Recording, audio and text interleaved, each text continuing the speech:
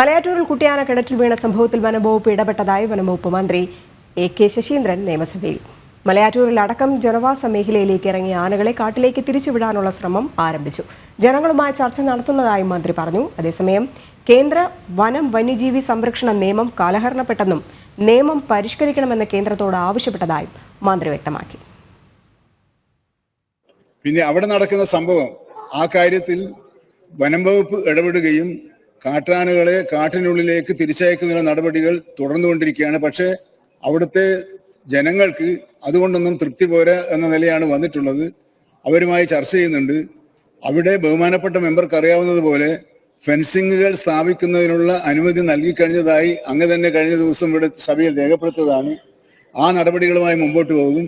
അവരെ സംരക്ഷിക്കാൻ ആവശ്യമായ നടപടികൾ തരും. ഉദ്യോഗസ്ഥന്മാരുടെ ഭാഗത്തുനിന്നും ഉദാസീനത എന്തെങ്കിലും ഉണ്ടായിട്ടുണ്ടെങ്കിൽ ആ ഉദാസീനതയ്ക്ക് പരിഹാരം കാണാനുള്ള ശ്രമങ്ങൾ നടത്തും. ഇപ്പോൾ വനം വകുപ്പിലെ ചീഫ് വൈൽഡ് ലൈഫ് വാർഡൻ തന്നെ ആ പ്രശ്നത്തിൽ ബന്ധപ്പെട്ടുകൊണ്ട് നടപടികൾ സ്വീകരിച്ചു വരികയാണ്.